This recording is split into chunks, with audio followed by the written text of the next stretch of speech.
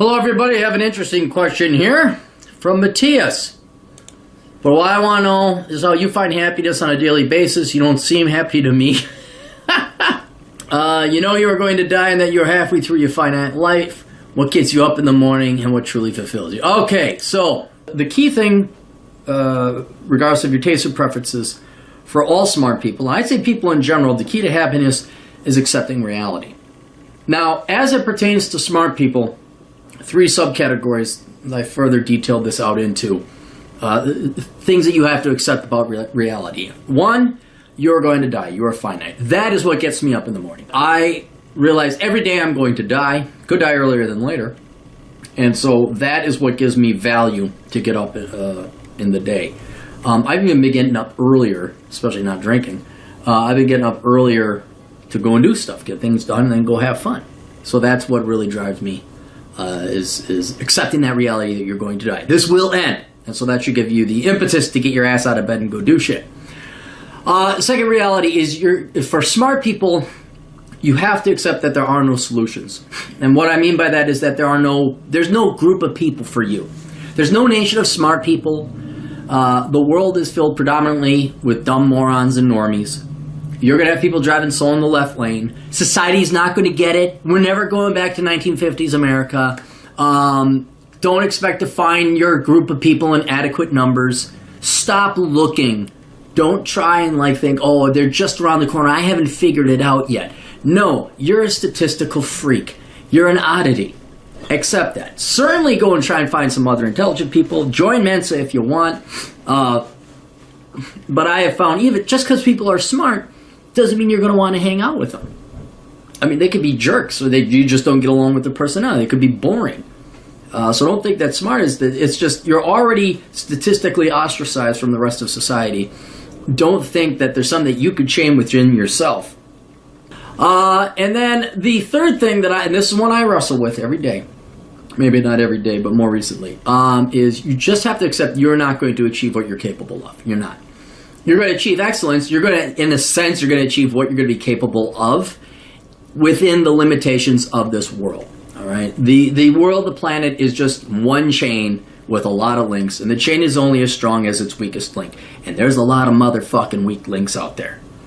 And it could be driving. It could be having to take all these stupid prerequisite classes. It could be your boss. It could be your coworkers, group projects in college, whatever. Society is not going to let you go as fast because there's always going to be people in your way and holding you back.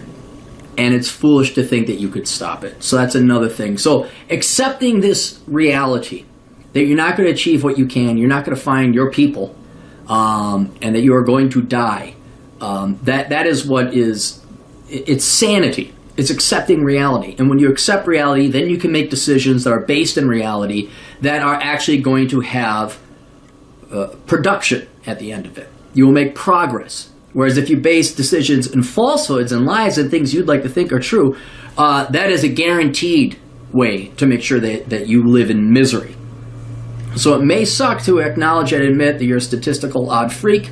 It may suck to admit that chances of you finding a lifelong peer group of friends or a woman that is equivalent to you of an intelligence, or that you're going to actually achieve what you know you're personally capable of, failing to realize those things aren't going to happen will drive you insane.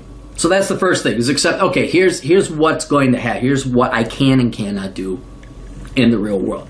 As long as you know that, you're going to at least have sanity, and that's the first step to happiness. So the next thing I find that's kind of important in my life is excellence.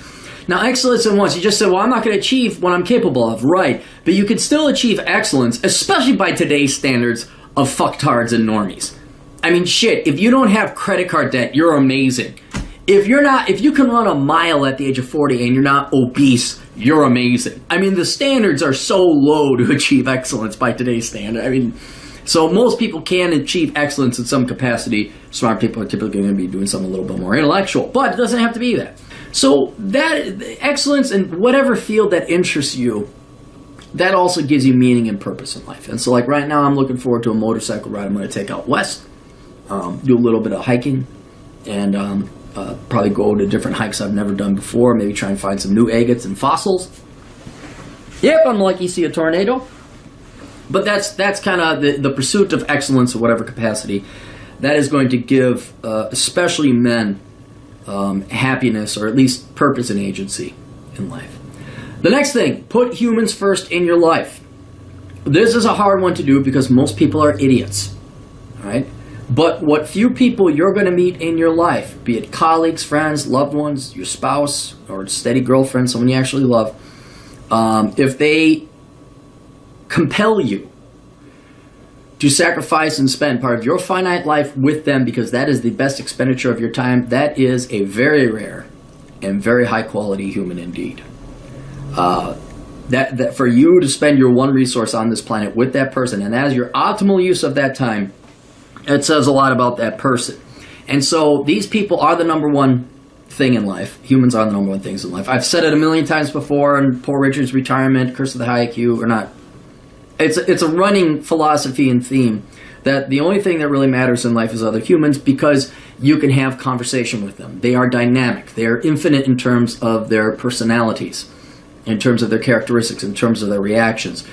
And then an actual romantic loved one, which is hard for all smart people, doesn't matter male or female, but women have a slightly better advantage because there are fewer smart women than there are men, just as there are fewer dumb women than there are men. The Bell distribution curve for women is tighter. So women, and it depends on how many standard deviations, but I think if I'd have to look up the statistics, but if you're like 2.5 standard deviations to the right, for every smart woman, there are 3 smart men who are also 2.5 standard deviations.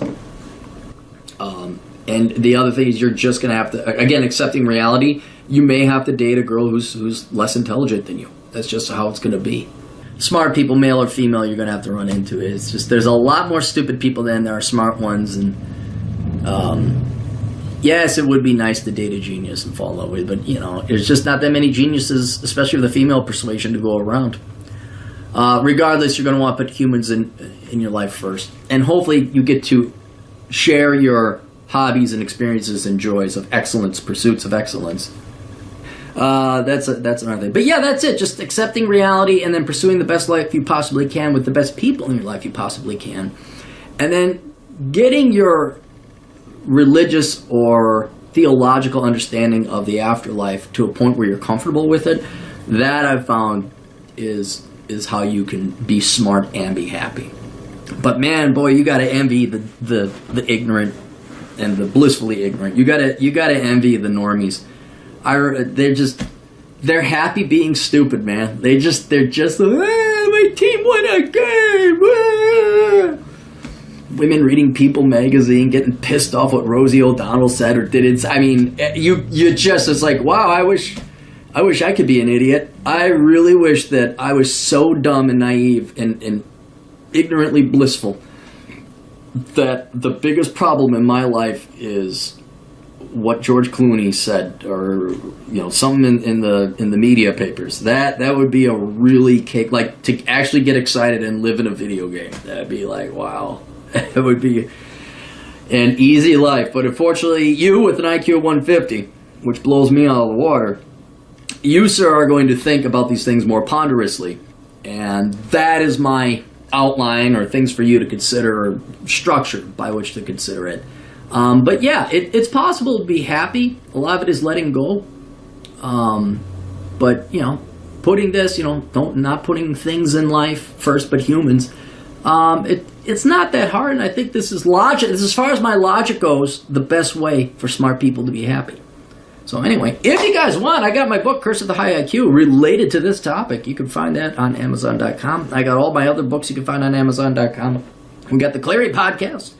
That's on SoundCloud.com and, my blog, CaptainCapitalism.blogspot.com. So we'll see you kids later. Toodles.